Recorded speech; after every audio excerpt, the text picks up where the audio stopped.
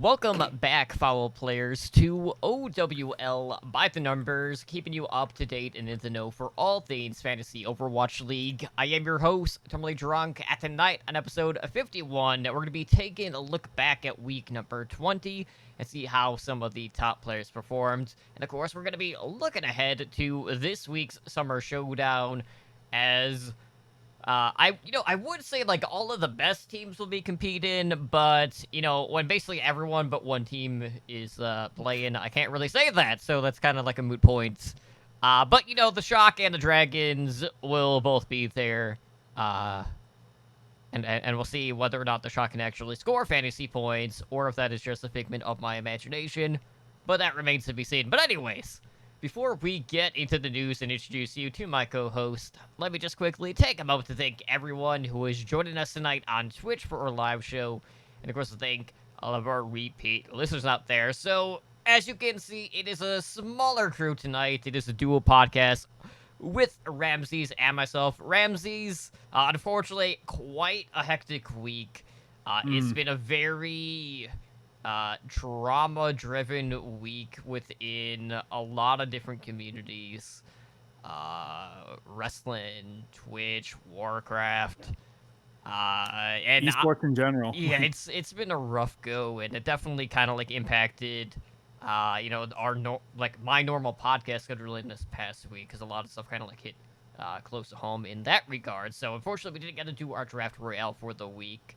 But we can still look back through things like Draft Buff to get an idea of how some of these players performed. And I have to say, like, there's some interesting changes and a little bit of a Mm. changing of the guard type moment as without hero pools in play.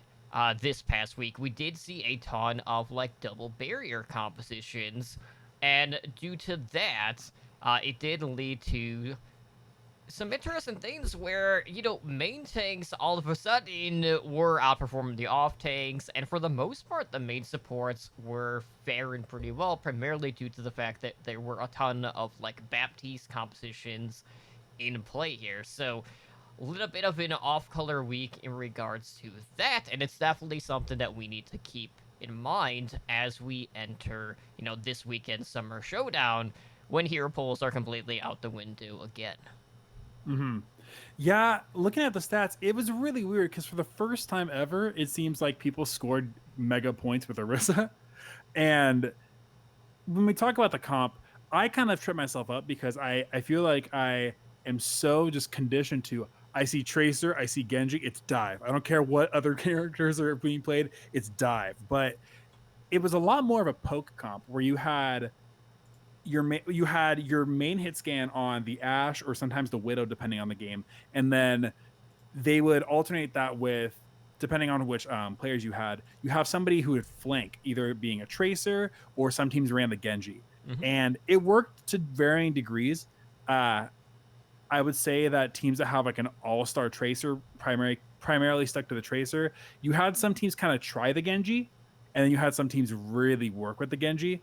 And looking at points wise, though, at least with our top three, I don't think the Genji's really scored that many points No. compared to. I have to see a master sheet, but it seems like most of the damage was off of your primary hit scans. And something else to mention, we've talked about like what kind of games you want to shoot for draft royales, and what comes up again and again, I think, is you want these games that are 3-2, like slobber knocker, big, long games where they're doing multiple runs of each map, because that's how I think that's the only way you're going to get these like 140 point, or for support and tank, like 100-point level scores. Mm-hmm. So looking at our top three in each category, I'm a little surprised. I'm a little excited about it. Top three for damage, two Houston boys actually. Number one, Dante with 144.8 points, and he was available for 67. Number two, Kevster from the LA Gladiators at 140.8 points at a cost of 77. And then number three for would be Houston Linkser with 107 points scored and at a cost of 50. And Dante makes sense. Tracer, like is the hard carry for that team. He is going to be in no matter what. He's doing 90% of the damage for that team.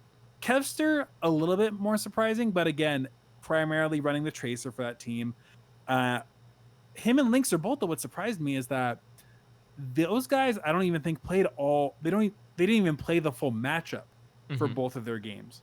I know I know for LA had Mirror in to play Echo, or not Echo. Sorry, they had Mirror in to play Genji a little bit, and then Houston I know started with Blase on the Genji before moving with Linkser on the Ashe/Widow. But yeah, but anytime you saw Dante and Linkser coming in, they definitely performed strongly, which is why that map average definitely came into play here. But it's really not every week that we get to see like a duo pair in here, especially Mhm. on a DPS line, coming in and earning 2 out of the 3 slots in regards to damage.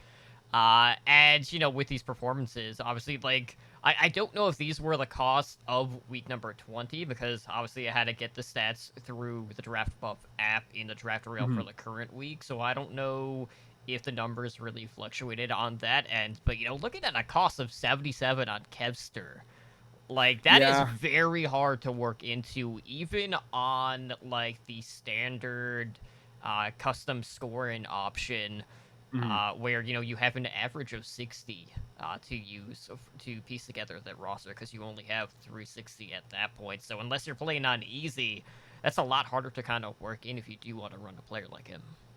Yeah. It's the Kevster pick would be interesting. Same with the Linkser pick, where I wouldn't be 100% confident picking somebody like that because we don't know if they're going to play all 4 maps. And the other thing with Kevster is especially like interesting about the scores is that it was a 3-1. They played, and he only played, I think he played 3 of the maps, but he played 3 maps against Washington. So it was a pretty heavy stomp. So for him to get that many points is pretty crazy. But the Houston players, like we talked about, building up big scores against the Mayhem in a 3-2, I think they hit every single match, like every single map. They like play the entire extent of the game. So Houston looking really good. We're going to see a rematch of that game this coming week. And we talked about the Houston DPS kind of led the pack for DPS, but Florida really showed out in both support and tank this week. They had somebody in top 3 for each position. Absolutely. So looking at the supports, it's actually Chris that was topping the charts here with a Freaking Chris. 167 performance at a cost of 66. And this was actually the best score that we saw of the entire week. Behind that, we saw Repel in second from the Outlaws at 149.7. That was the second highest scoring of this current week at a cost of 71. And then we have Chara from the Guangzhou Charge, who definitely like was a run shot in the week prior in regards to top performances across every category. Mhm. And Chara put up 117.2 at a cost of 69. And it just comes to show like that Houston Florida match this week was pretty damn juicy. I mean, we have Mhm. I mean, if we count the tank that made it, there are 5 top performances there alone out of the 9 that we're going to be talking about here. And Yeah. I know there's been a lot of banter back and forth between these teams when the Mayhem decided to pick Houston again, because Florida definitely has this mentality that this should have been a team that they should have 3-0'd. Mhm. So I'm curious to see whether or not we're going to be seeing similar results. But that was a very winnable series for the Outlaws based off of what we saw here, and it's going to be really hard to shy away from maybe using this particular matchup as one of the focal points for a starting roster, even if you're selecting 2 or 3 players there. Yeah, I know that our friend Howler from Casual Owl Fans made a tweet about it that this game is pretty much just Yaki and Dante trying to out carry against each other as hard as they possibly can, and which is surprising me that to me that Yaki didn't make top 3. I'm sure he's in top 10, but it's surprising to me that he didn't make top 3 out of that game. And then the other point to mention, we talked about Chara, and we're going to talk about Rio in a second. Guangzhou has had people in the top 3, at least for support in DPS, support in tank, excuse me. For the past couple of weeks, DPS was the first time they have it in a while. But they also are a team that's going to win a lot, but they play a lot of 3-2s. We saw them 3-1 over Chengdu, but then they 3-2'd against New York. If I remember correctly, they also 3-2'd against them like the week before. So Guangzhou's weird because I would still like I'm still pretty big on Rio, although I don't know if we're gonna be able to play Chara anymore because according to I think word on the street is that Neptuno and Nero are supposed to be available for play again, either during this tournament or once the tournament's over. Interesting to note. The other thing to mention as well, the people who got really big scores, I think Rappel notwithstanding, I didn't focus too much on him in the game. Both Chris and Chara are pretty big Brig players. Chara got a lot of boops as well. I think the reason Chris had such a big scoreline is because Chris's Brigida is really good. And if you're running this double poke with a Brig and a flanker, that Brig is going to get a lot of healing and a lot of whip shot damage. So I like Chris. I like Chris again as another pick.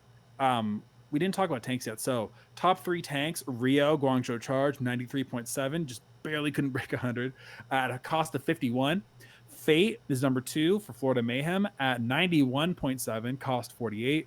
And then Gamsu for Dallas Fuel posted 90, cost 52. So number 1, I think Fate's somebody who I feel very comfortable picking for a long time now because I think he's established his place in the lineup over Karayan. I think Fate's going to be your primary starter. Same with Rio. Rio's not going anywhere. Gamsu, if they're feeling weird, they might switch out with Trill at some point, but I don't know why they would. I'm pretty bullish on Rio and Fate as far as primary like tank spots because I don't know about you, Totem, but for draft royales, I'm funneling most of my points into my DPS. Yeah, absolutely. And I do want to touch up on a DPS player in particular just because of kind of like the community action this week when he was put in the lineup. I want to take a look at how Hoxel performed this week because oh my gosh, he was initially brought in on the Brigitte, and everyone like flipped the F out. This Brig's freaking nasty. Oh my gosh. And when this happened, and I was seeing like all of this backlash over it, I was like, did you guys not watch the Goats meta? Like when he was on Brig duty and just like run shotting through everyone. And then you see the league coming out with like these Brigitte stats from this past week. And then out of like I can't remember like how many stats per like 10-minute categories they had, but Hoxel led like at least 5 out of the 7 categories that they selected out of this, and it's just like, well, you see, this is what I'm talking about. But like he also did play DPS in that particular series, so I pulled up Draft Buff because I was just curious to see where he was at when you compare him to some of the other DPS that were on the upper echelon there with the top 3. So Hoxel this past week, looking like he scored 100.97 points. So he had close to 40k damage and 26.6k healed in that series. So it's always kind of interesting to see these players who have been known to kind of go to these like off roles. Architect could be seen as like another player, because there was a time where he was playing quite a bit of Ana as well. Well, we'll see because Hangzhou. I think we got to talk about Hangzhou. Put together this new lineup, looked really good last week, and then this week didn't win either of their matchups. Kind of struggled, and I don't know if you can put that up to team chemistry, or if you want to put it up to execution or player performance, but it's not getting it done yet. And you got to be concerned because you're going up against New York, so you better be ready or else you're going to get ran over. Well, I only hope that for the community's sake that, we won't have the shocked Pikachu face when Hoxel comes in and is stuck on the Brig duty. Now, that being said, like, this is also worth noting. There have been quite a few changes to Brigitte in Overwatch here as of late. And, most recently in the experimental card, they were doing a lot of changes to the armor pack specifically. Because, it does look like the dev team is wanting to do a rework for, armor, altogether. And we don't know if that is going to be, in the pipeline for, this current, life cycle, or if they're going to hold off and do, a complete revamp in regards to Overwatch 2. But the healing output that we're getting from Brig could see a pretty drastic shift here, where you're going to have to be shying more away from these Brig players moving forward, but definitely something to keep an eye on as to when those changes are getting patched into the live servers, because usually there's a couple of weeks of a delay before we start to see those changes being implemented in regards to the Overwatch League play. Well, and you got to wonder, because I think the Genji changes went live and Genji got put in immediately. And you and I both expected, yeah, he's decent on ladder, but they're not going to play him live. And even teams that don't have a star Genji player were running Genji a lot. So I'm very curious to see what kind of changes with Brig. I've seen, I think Bonnie, who's a correspondent for the Overwatch League who covers the Asian games, made this great tweet about people being support players ecstatic to get out of Brig jail immediately, getting stuck on another support like BAP. So who knows? I think going forward, if we see more double flex support play, I would not at all be surprised. Yeah, that Babs and Yada pairing has been pretty common here as of late. And, just looking at, how the supports and the tanks fared, I honestly can't remember another situation where we were entering a week with the top performers all being main tanks. What the heck is going on here? Because we're so used to seeing, these Orisa players just not really finding, the halt environmental kills.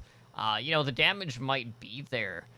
But, we're not seeing, the typical, 120, 140 games that we might be accustomed to in weeks past here. So we're kind of entering a point here. Even on the support role, only one of those players out of the 3 in the top performers was an actual flex support. For the tank for the tank thing, I'm wondering if it's that the Sigma players aren't getting the final blows as much, just because you have those poke DPS there to clean it all up. Because before, with the Mei and with the Mei and the Reaper, where you saw most of that comp, they had to kind of walk up to get close to get to that other person that Sigma could from a distance kill. So maybe it's a cleanup thing. I'm not sure, because it's really interesting to me that they all 3 of our top 3 tanks were main tanks. But well, let's see if it's going to be a trend in this double barrier meta that we've started to come accustomed to here. But anyway, so that was this past week. Obviously, this week it is going to be pretty big because we have the Summer Showdown. So, we got the knockout rounds. So I want to kind of take a look at this from a few different perspectives. I want to take a look at some of the matchups that we have in this tournament play and kind of grade the potential for fantasy output. So, games that are likely to, go for 5 maps to really bump the scores. What sort of expectations we're to have for the teams to make any deep run into this tournament.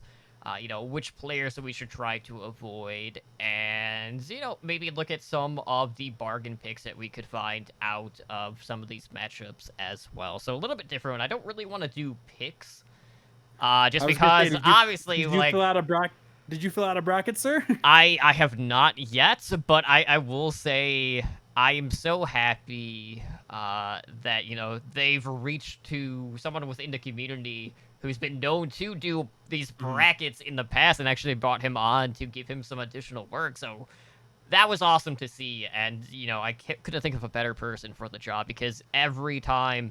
Is it Solomon?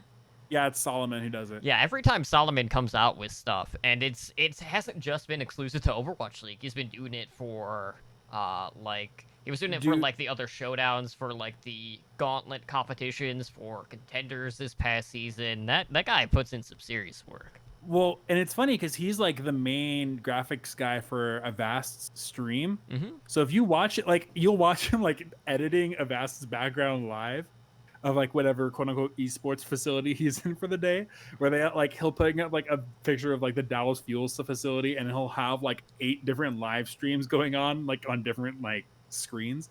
So Solomon's a guy who I'm really happy got kind of this visibility. Same, we talked about like SI Not Found winning Mm-hmm. the Frag movie contest, which I think we've all publicly said like, yeah, they made this contest for him to win. Sick. Yeah, and sure enough, he goes out and does it. Like this, and like we're talking like right now, the Flock tournament is going on for the Fran Overwatch Community Cup. Like these are great moments where we're, even if Overwatch League isn't like trying that hard to do it, at least we're getting some sort of like pushing of community members. It'd be great if they did something with like, you know, like all the Darwin has done all these different custom modes that are really, really impressive that no one is, I think, ever no one would ever think of. Like when you're playing Street Fighter in Overwatch, or he did the whole Smash Brothers mod in Overwatch. Right. I mean, I wish we could extend that to other people in the league. Like, I'm sure you've heard all the stuff with Houston doing crummy things this last couple of weeks. So Oh, yeah, and there was follow up to that today, even. on their birthday, bro, like that's ugh. You can find that on Twitter and Reddit, but it's it's one of those times where it's frustrating to be a Houston fan that has nothing to do with the team's performance. Mm-hmm. So going back to the actual brackets, or not brackets, I'm sorry, going up to the actual matchups, you gotta hope that things are a little bit closer. But I think you were touching on it before I cut you off, that we have a pretty like straightforward like idea of what the final matchup is going to be for both brackets. But I think it's fun to try and see where someone can make a decent run and maybe get to quarters or even semifinals. Yeah, while I'm at it, let me pull up the Overwatch League website, and I will fill out a bracket really quick. See, I was talking with Labosk about it. I was like, man, I really want to justify Houston making it even into quarterfinals. I'm not sure. Like, Mm-hmm. that's the problem, is that because you're running 12 teams out of the 13, there's a lot of like so you have the really good teams, you have like the teams that sneak in, and you have teams who are like, look, you're kind of tainting the bracket for everybody. Like Toronto Defiant, I'm sorry, you're tainting the bracket for everybody. Washington Justice, congrats on the, like, you snuck a win, like a couple wins in there, like honestly that's awesome, but you're kind of tainting the bracket for everybody. So I think we'll go over the first round, I guess, because those are the matches we know for sure are happening, Right. and kind of go for fantasy grading. Mm-hmm. For first up, the 5th seed LA Valiant versus the 11th seed Toronto Defiant. You know, I have to say, the last time these two teams fought, it was very close. I don't know if this would be one of the particular matchups that I would go all in on. Like, if I'm looking on the NA side, if we're just grading the 4 knockout matches that we have in regards to, like, fantasy potential, this one would probably be second for me behind Mayhem versus the Outlaws, just because of how close that one was. Yeah. But if we're looking at, like, budget picks here, if you're, you know, looking to go a little bit heavier on like another player. If we're talking about like the draft buff, draft rails here, Agilities is currently 48 points. So one of the Toronto Defiant DPS players. Very. I mean, he's kind of like a flash in the pan type DPS, and you know, it might depend on whether or not he gets to play Genji. But, you know, the Valiant DPS, you know, we continue to praise Shaxx kind of like week after week, and it's going to be like a common trend here. Shaxx has really been very consistent kind of like throughout the season, but he comes at a much higher cost here. Like, if you're looking for more of a budget pick, Agilities is definitely going to be the way to go here. But, you know, there's definitely teams here on the NA side that probably shouldn't have gotten the seed that they did, and honestly, it's more so in who's in the quarterfinals than anything that is like more of a reason of concern because of how high like the Titans and especially the Atlanta Reign finish getting the 2 seed on the NA side for this particular tournament. Like, I don't know kind of like what to expect in regards to like what the top 4 teams are going to pick. But it looks like for the most part, everyone is expecting the Valiants and the Gladiators to move on to the quarterfinals. But, the Mayhem Outlaws and the Eternal Fuel matches in particular are a lot more interesting. And I know Eternal Fuel have played each other close, but that was when they had Decay starting. Now we got Onigod coming in. We don't know what the Decay situation is. There's a lot of unknown quantities right now in that particular series. And to me, like, I don't know if the Fuel are actually going to beat the Eternal, but the Mayhem Outlaws game definitely has the most intrigue. So I still think that will be the highest scoring, like, point totals in regards to, like, fantasy matchups that we'll get here, with, Valiant Defiant probably being a step behind, but I don't feel super confident in seeing like monster performances in like a match like the Gladiators and Justice, knowing that while the Justice have been gradually improving, I do not put them even in the same category as a team like the Gladiators at this point. No, I wouldn't do it either. They managed to sneak off. They managed to sneak a win in there, and there's nobody on that team. Even I, the lone remaining Aim God stan, I can't do it. Like I don't even feel good putting Aim God in there. I actually was doing some research because I have an idea here. I'm gonna put this out there. If you want to go really heavy on your first DPS pick, there's two DPS picks I'm thinking out. Okay. Number one, so from Houston versus Florida, Totem Hydration, still listed as a DPS, is listed at 46 points. He goes for 46 coins. This man has scored. Oh, we're not going to talk about that one match, but the last couple of weeks he did 104 against Florida this last week, 93 against. I have to see who they played in week. Was it 20? Yeah, it'll be week 20. Yeah. Like 93 against, where was it? The LA Gladiators, where they 3-1. He's really cheap, so if I need a guy, I'm gonna go with him. We haven't really talked about the Asia bracket yet, but we're gonna get to there. I am a big believer in Glister as well, because Glister, we know he is gonna he's not coming off. He's staying out there. He's gonna play, and Glister is available for the cheap price of 56 coins. Granted, it's a little bit high risk, high reward. Depends on if they have a big game, but I'm feeling good on Glister. Back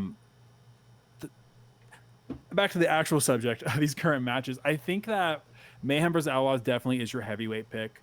If you're feeling, you might want to pick a support, maybe from Valiant, if you're feeling Lastro, or I don't know how Reigns scored lately. I think the other thing that's really interesting to think is this Dallas versus Eternal game could be really high scoring, or it could just be a blowout.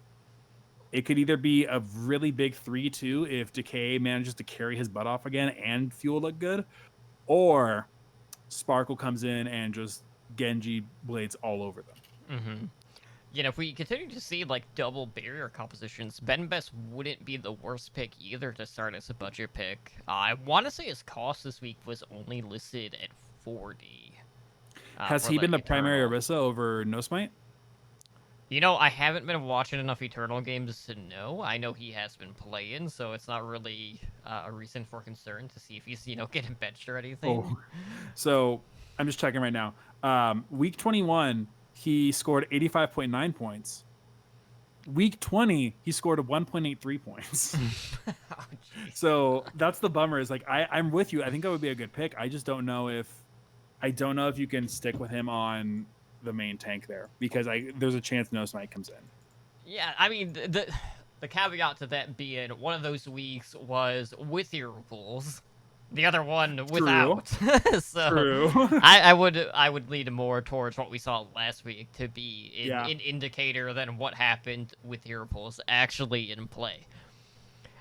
So looking at beyond that on the NA side, obviously the Shock kind of kind of been steamrolling everyone. A lot of people were Mhm. expecting that San Francisco Shock versus Philadelphia Fusion game to be an absolute slobber knocker. That was not the case. The Shock honestly just rolled through them. Wasn't even close. And yeah, it was not close in the slightest. And like I know a lot of people will feel enticed to play Fusion or Shock players because, both of them are expected to make a push to the finals on the NA side of the bracket. And yeah, that's all fun and good. Like, you have more potential matches to be played, ergo, more maps to be played, so likelihood of them putting up, a better average might actually work out. The problem is the Shock have really started to separate themselves from the Fusion at this point, and the Fusion entering that series was like 15-1. And I do like the lower third stat that they had in that particular series, where entering that match, both of those franchises had like an identical like record since the Overwatch League started, and something like that has to be like a one-time thing. I can't remember another situation where they even pulled out a stat card for that specific type of record. But the Shocker coming in, just dominating everyone, and everyone was a little bit concerned at the time, like with a lot of like these star players leaving. And they're like, oh, the Shock aren't going to be as good, Are they slipping? They've lost a couple of games early, and then we've seen them rotating a lot of people in. We've seen Moth coming out Yeah. for them to run like BAP and Zenyatta games, and it's kind of gotten to the point now where these series have been over so quickly that a lot of these players are honestly struggling to even earn like 50 points a week for the Shock. So I would not play a Shock player for this tournament. No, I'm not super interested in playing any Shock players just because, like you said, they run through everybody. It's not like even when they put up dominating performances, there's nobody who's even putting up similar points. What do you think as far as playing Atlanta Ram players? Because we are seeing Erster back in the rotation a little bit, but there's no. You look at this team, there's so many people who we should feel great about starting, but I just can't get excited about picking any of these guys up for this week. Yeah, the problem is, for the most part, there has been a lot of moving parts for the Rain as well. I don't feel confident, like saying like, oh yeah, Mazah has like constantly been like one of their staple pieces in regards to like fantasy performances, but like we've even been seeing him subbed out quite a bit. And they're another one of those teams who will kind of like go to the beat of their own drums, so sometimes they don't even really play things that would be considered meta, so that kind of like hurts them a little bit too. But, knowing that they are a second seed, that makes things a little bit more interesting because obviously they're going to have an earlier pick out of, these teams that make it through the knockout rounds on the NA side. And, maybe that's going to give them a little bit of a buffer in regards to their fantasy perspectives. But even with that, I'm really struggling to see them outperforming some of these other teams. I feel like the Titans, honestly, have been like a better performing fantasy team. Especially like when you factor in like their flank DPS, which has been really good.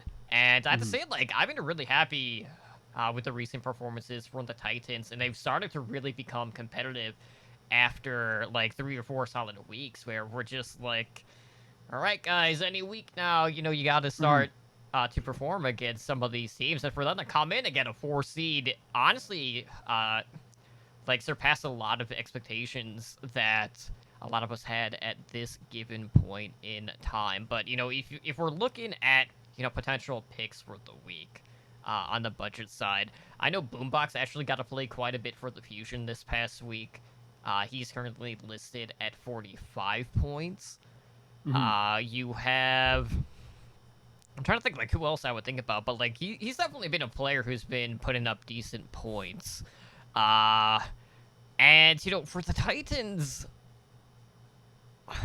it's hard to figure out like okay, who are these teams gonna face? So I was looking at my bracket, and in my knockout rounds, I have the Valiants, the Gladiators. I think the Mayhem are gonna have probably pick up the win again over the Outlaws, and then I have Eternal over the Fuel. See, I was just thinking really quick. If you need the other budget you could possibly work with is if I will be willing to throw a flex on maybe Paintbrush, Okay. who's 45 coins. It's not amazing, but he does okay, and he's pretty cheap. I like the Boombox pick. I think the Car pick is interesting depending on who they play, because if they get matched up with like, if I some awful thing they get matched up with Paris, like I could see it going really rough. So I'm just trying to think. I mean, what's Sanguinar's? Sanguinar is relatively cheap too. Like he's probably he's 39. I might have to get him for that point if he's 39 coins. Mm-hmm. That's really cheap, and like I know Bobble is still really cheap on the DPS line too for London, and he's been putting up pretty decent points. Last I checked, he was listed at 43 for the Spitfire. Liu J Hong is 20 points here in the draft app. When you're not playing, that's kind of to be expected. But looking at my brackets, the way I have it laid out was I had the Shock picking the Gladiators, or the Shock picking Eternal, because like I feel like the XZ and Ons matchup is very enticing from like a sniper perspective. So I had that match. I had Titans picking the Gladiators, Fusion Valiant, and then Reign of Mayhem. And that's the thing. Like, these brackets are going to be completely all over the place because the top seeds get to pick their opponent, and then it just goes down the list. So everyone's brackets can be all over the place. But for the most part, it seems like everyone is just expecting Shock versus the Fusion. But, like, the Mayhem, man, like, that was a team that surprised a lot of people in the Melee. Do you think they can make another deep run like they did this past month? See, I think they very well could. However, on my bracket, because I'm trying to be a homer and trying to maybe score points, I have LA Valiant beating Toronto Defiant, Gladiators beating the Justice. I have, because I'm trying to wish it into the world, like, speak it into existence. I have the Houston Outlaws over the Florida Man. This is what you get for spending all of last season criticizing me for not supporting my garbage team enough. And then Paris Eternal over Dallas. Next round, San Francisco over LA. Paris Eternal over Vancouver Titans. I have LA Valiant over Philadelphia Fusion. Simply just because Carpe's Tracer it's good. It's not elite anymore.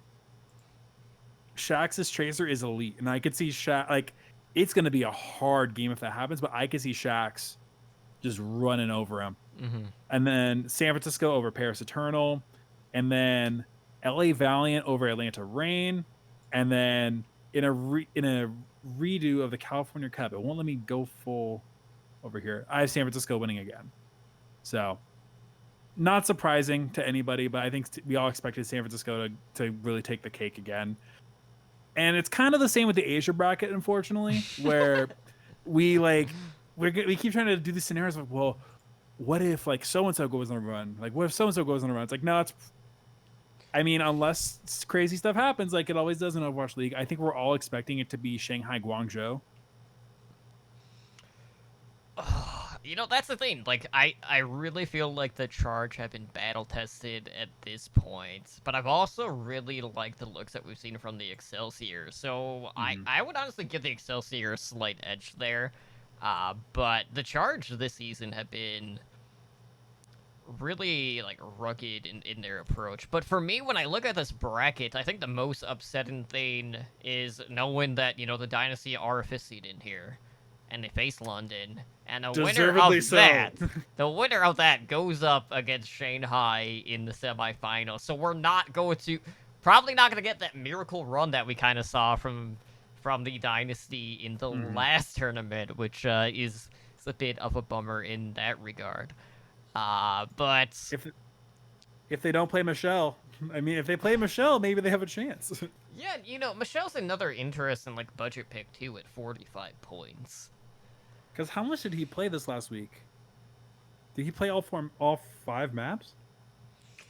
I don't know. The problem is I always work when some of these matches are going on. I'm sleeping, so I mean that makes. Let me check because. Oh, Fissure, 25 points in here. Good call. 92 points. To me, that I don't know. I can't tell if he actually played all of those. Well, that's just like a very small step behind some of the other top performers this past week. Then. Did they tie a map? Yeah, because I have him playing in all 6. No, sorry, 3 map. I don't. It's weird. Oh no, because these aren't all the way. I don't even know, dude. Oh, I'm looking at the wrong week. That's right. Well, they 3-0'd the Hunters. Yeah, 3 over the Hunters. He played all 3. And then it conveniently skips over. He hasn't played since May, so that's why. So that's the problem. Is I would like to be able to pick Michelle, but I have a feeling they're just gonna jam Marvell in there and be like, "All right, you're Diva again. You're a good Sigma. You play Sigma." Especially since they're playing against London. So going through my bracket, I mean, Shanghai gets a bye, so automatic win for them.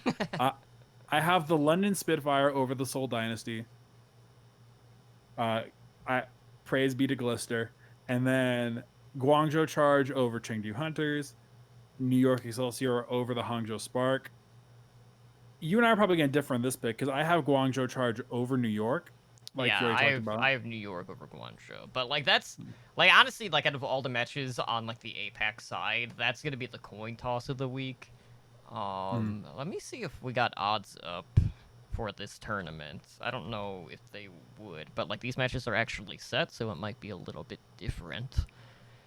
Oh, it looks like we do. Let's see. Well, at least for the opening round. Obviously, there won't be anything beyond that. But I was more interested in, like, the Spitfire Dynasty line. In particular. It looks like Oddsportal has London Spitfire at plus 234 to Seoul Dynasty's minus 333. Not seeing anything, like, too crazy. In regards to like some of the odds here, but like another team that I would probably avoid just due to the fact that like they constantly seem to be scraping the bottom of the barrel for the region is the Hunters. Like, yeah, the Hunters have really like lost that dogfight mentality that we were so accustomed to in the last season, where as they were kind of like at the forefront of some of these really innovative compositions, that there was a lot of like DPS firepower and a ton of strong performances there. But ever since then, they've really kind of felt scaled back and haven't really reached that same sort of momentum that they once had. And there's been a lot of situations too where they have been getting 3-0'd and we just haven't really been seeing the progress there, despite what talent there may be on that DPS lineup. Yeah, it's been a rough season for the Hunters, and they're kind of stuck where I think if they were playing against NA teams, I think they would beat probably a good half of them. I think they would probably be in that like LA Gladiators, Atlanta Reign tier where you can beat the bad teams and you can like kind of go toe to toe with the other teams in your level before you get squashed by top 10. So I can feel bad for them, but yeah, none of these guys have been like super great points wise. I would probably stay away from that team. And if you can, I would stay away from that first Hunters matchup as well, just because I don't see it being a very high scoring affair. Yeah, so looking at like a fantasy perspective here, obviously the Shock are a team that we've tried to shy away from because they haven't really been putting up points, even in the situations where they are stomping people. Do you feel like that's the same sort of narrative with the Dragons?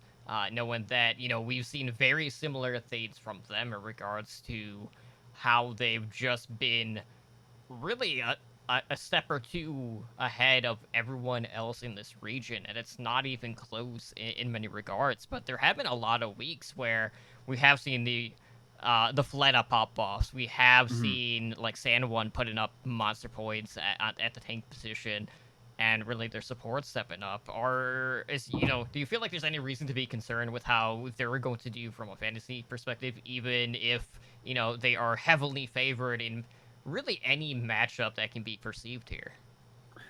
I don't think so. Only because the only thing you would have to be concerned about is whether or not they're actually going to be playing. I think for DPS, who's going to be playing besides Fleta? Hmm. Because Lip plays like a beast, but he isn't always in. I'm trying to check right now. I mean, because Giguri came in to play off tank, I think this last week or the week before. But Void has always consistently been like a top five, if not top 10 tank, regardless of who they're playing. And looking at, I know Lee Jae was sick for a little bit, but he's back. Like Lee Jae also puts up pretty big points. Like if you're running, I think Void or Lee Jae or Fleta, I wouldn't be worried. Hmm. Uh, if you're running Lip, or I think Izuyaki's their main flex support now. Lip or Izuyaki, or I mean, I don't know. I have to check what Furious' stand lines are. I don't think those aren't guys I'm stoked to play, but I'll play if I have to. Hmm. What is Furious' freaking tank points right now? I gotta know. Yeah, because Void is the second most expensive tank. I'm not even surprised by that, just due to the fact that he's constantly in the top five throughout the season. So, Dude, do you remember this off season? I think I had to talk to I argue with Ed about this, that Void is a consistently like top 3 fantasy scoring off tank, and no one believed me. Everyone fights me on it, and then here he is again, crushing it. it's the other interesting thing about this too is would would the viewpoint change if we weren't in the current predicaments that we're in? Like, would the Dragons be as dominant if they didn't have such a smaller cluster of teams to go up against? Knowing that, right now, obviously these other six teams that are in their region just aren't touching them, you know? So I want to Mhm. know, like, how much the perspective would change, like, if we did have that inter-regional competition where all these APAC teams would be competing against the NA side. Because I feel like there would definitely be some pretty key shakeups where, a team like, obviously, the Excelsior and the Charge would probably see a pretty big benefit to that. But, some of these Asia teams might actually fall off a little bit. But, we're never going to know. I can Mhm. only hope at some point that, we will get the Shock versus the Dragons. Like, that's the match that everyone wants to see right now after the shellacking that, the Shock gave the Fusion this past week. And at this point, like, everyone just kind of feels like it's a given at this point. Like, these are the two absolute best teams that there are in the league at this given moment. It was the same, during the last tournament. It's the same reason now, and it's probably going to be the same thing going into the next tournament, should there be another one, which there probably will be, given, how They've the said I current think format. they've said I think that we're gonna have one more, and then they'll do whatever games they need to do to get everybody caught up. Good to know. So yeah, I think Shanghai stays in the same place. I think Shanghai is still solidly number 2 or number 1, and then after that, you kind of get the shakeout where like I think New York is like in that Philadelphia tier, if not maybe a little bit better. Same with Guangzhou, and then Hangzhou, Hangzhou, Chengdu, and London. I think kind of Chengdu's probably at the bottom of like that top 12 ish, but I think Hangzhou and London probably are around 9 and 10, maybe 11, 12. I don't know, because I have like, at least when you watch the APAC games, even when they're blowouts, like at least the teams feel aggressive. Whereas with so many of the NA games, they feel like they're just trying to figure out what to do while the Tracer goes ham. So yeah, I would be interested to see, and I know at the end of the year they're working on trying to get an isolated area for like conducting the finals in like an isolated studio with the players, like where they can make sure everything's like quarantined and tight. So Right. I'm also wondering even then if there was going to be that much of a difference in performance based off of ping, like going from ping to LAN again all of a sudden, like if that's going to really affect people's performances. Yeah, I honestly don't know because obviously we've been seeing players playing on Pain or honestly just from different continents competing, in different regions. So, uh, either way, it should be a good weekend of matches. So definitely keep your eyes peeled for this weekend's Summer Showdown.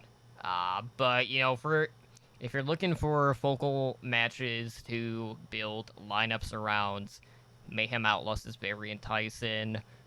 Valiant Defiant to an extent as well. Mm-hmm. Uh, More on the Valiant side than the Defiant side. yeah, but like the thing, like with the Asia side, like I don't think you really feel like the impact until you get out of like the quarterfinals there, where you'll have like the Charge versus the Excelsior, which would be like the other key match that I would be looking for that could see some monster numbers as well, or just a higher likelihood to go in a full 5 maps. And just a reminder with the tournament format, everything is first to 3 wins until you get to the finals, which is a first to 4. So do keep that in mind as well. Yeah, it should be a good weekend. As far as fantasy goes, it's going to be I understand you even want to maybe take a risk on some of like the players like on the Shock or on Philadelphia who yeah, they might roll, but the theory is they're going to play more games so you have more chances for that really huge performance. So, we'll see. I know that I'm really eager to see how this whole weekend shakes up because these tournaments have been the most exciting thing about the Overwatch League in a very long time, and they've been really fun to watch. So I'm eager to see what happens. I'm eager to see if Houston manages to not fall on their faces for one more week. Yeah, I mean, Outlaws could definitely be the bracket busters. And I'm not working Friday, so I actually could watch APAC games, and I could actually watch everything when it's happening. Maybe we'll see. Nice. All right, so with that being said, Ramses, I think that should basically cover it. So let's go ahead and close things out for tonight. So if you guys want to help us out, please do us a favor and head on over to iTunes. And, please just leave us a review. We actually got a new review. It's been like a year. Are they mad at Ed? No. But honestly, like when I read this review, I felt like this was probably a review to the network as a whole. You'll understand why when I read it. But we're always looking for ways to improve the show, make for a better listening experience for you guys. But anyways, we got a new review. This was sent in via iTunes, and it's a 5-star from Zoe Nightgem, who says, "I love all the podcasts. It's really cool to hear what they get to say about Overwatch. I love Overwatch, and because of that, I want to catch up on all the latest news. And listening to these podcasts have helped me stay up to date and also give me a laugh here and there." Now, the question about that one is, are you laughing at Ed's terrible jokes, or are you laughing at the fact that anytime he does try to make a joke, I stonewall him and just don't give him a reaction just to spite him? I mean, freaking Ed. That's the funny part is either, so I can't do that, but like either he makes the joke and he just sits there and has to do his own like when you stonewall him, or he goes to make the joke and he's muted the first time, so he loses all his momentum when he goes to say it. Yeah, and then he fumbles it. Also, shout out to my boy Ed, because for once, Totem and I we're not all 3 wearing black shirts with beards in our rooms at night. We broke up the streak there. We did it. But Zoe also mentioned that these podcasts are great, and I recommend them if you are a fan of Overwatch. So we greatly appreciate the review there. As I mentioned, like, honestly felt like that was a review as like the network as a whole, because we do cover really every facet of Overwatch, both from general Overwatch to the sports and to, of course, Fantasy Overwatch League with this particular show.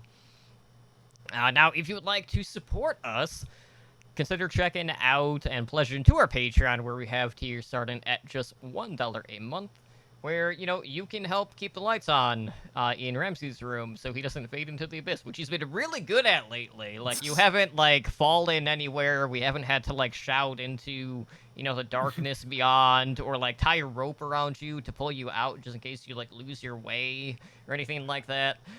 So that's great. I mean, I get into this discussion with my significant other all the time that I really like natural light, so I will just leave the lights off on here until it's dark outside, which would get me in trouble for the podcast because it would be fine when we start, and then halfway through, all of a sudden it's just getting darker and darker and darker and darker, and I have to keep flicking back to the our show notes, which are all white, so you could see me in the screen. So I've been having the lights on the lowest setting I possibly can, and it works. I'm happy you all can see me. Definitely. And, if you do pledge to our Patreon at the Master or above tiers, you can also join all of our friends there. Daniel, Owl, Kesha, Ancient Life, and 044. So we thank everyone out there who's been supporting the network and our various podcasts and just helping our network grow. So appreciate all the support you guys give us there. But Ramses, why don't you go ahead and let our listeners know how they can contact our show? Yes, sir. If you want to contact the network directly over a long form message, hit us up at contact@owlandshow.com for our email. On Twitter, you can find this show at Owl by the Numbers, OWL by the Numbers. The website for the whole network, and where you can find stuff about this show as well as every other show that all of us with Totem do. You can find that at www.owlandshow.com. Check out our YouTube content for, I know Spider's been doing some pretty cool stuff, and we have a lot of backlog of really fun stuff we've done at youtube.com/Overwatch League Network. If you want to join our community, where I know we have a lot of fun discussion, even if most of it is just us trying to tease Ed. Teasing Ed/Booger. It depends on trying. Well, it's more like Ed will say something and we'll bag on him for it, and then Booger will say something really nice, and we're like, "Oh, Booger, you poor boy." So no, Booger's a sweetie. I love that guy. So discord.me/owlandshow if you want to join the discussion. We also, everyone's really vocal in there, so we always make sure to greet new people, which I've been really happy about and excited about that. Every time I see somebody join, they get a bunch of greetings. And then if you're watching the show live, you already know that we broadcast on Twitch. But if you want to watch the show live with us, you can find us on twitch.tv/owlandshow. And we are a Twitch affiliate, so you can help the show by subscribing to our channel and earn our network emoticon. We're still working on the big head Ed emote. It'll happen at some point. We stream pretty regularly. So this show, of course, Overwatch League by the Numbers, Tuesdays at 6 p.m. Pacific time. The Overwatch League Network, our show for all comprehensive Overwatch League news, is Mondays at 6 p.m. Pacific time with my boy Booger and Anura.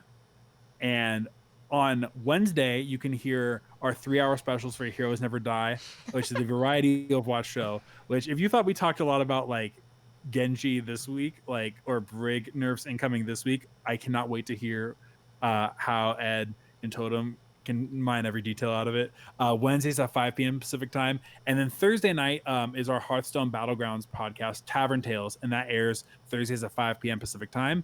That's at a separate channel, though. That's at twitch.tv/Tavern Tales HS. Yeah, I can't wait for this week's Tavern Tales because we're going to talk about the Battlegrounds event that took place. It wasn't last week, it was a week prior, but I did a lot of stats and data collection in regards to what we saw there, so I'm looking forward to talking all about that.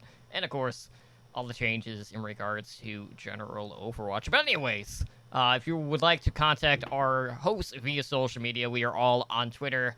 You can find Boomer Bob at Blazin' Bob, that is at BLAZZIN_BOB. And of course, if you want to, troll Edinar or his 800 teams that he likes to support, or, whatever he's going with nowadays, you can find him on Twitter at Edinar83.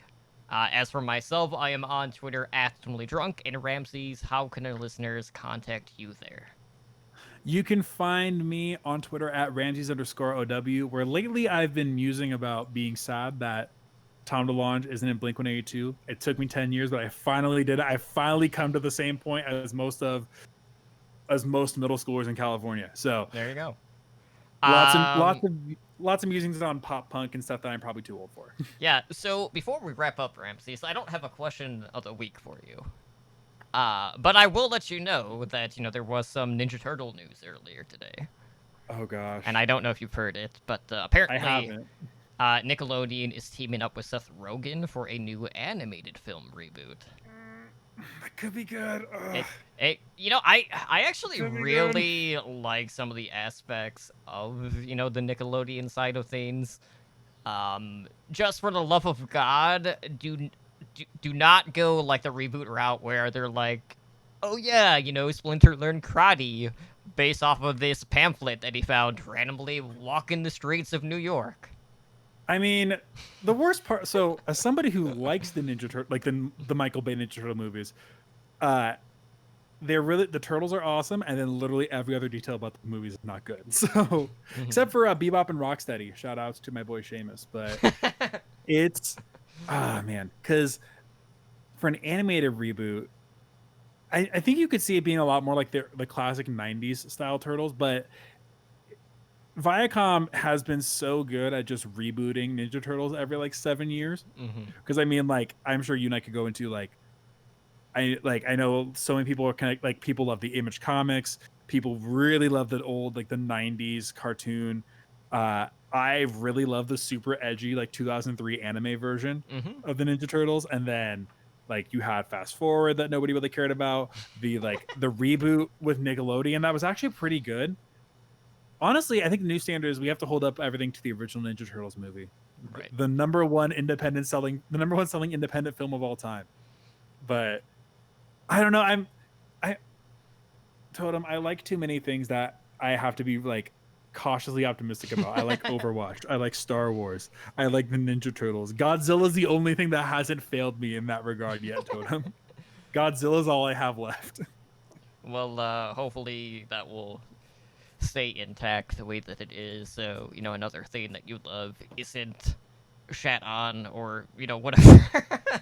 But anyways, guys, that will do it for us here tonight on OWL by the numbers. This has been episode 51. I've been your host, Totally Drunk, joined this week by Ramses, and we will see you guys back tomorrow night. For Heroes Never Die, you guys take care and have a good night. Later.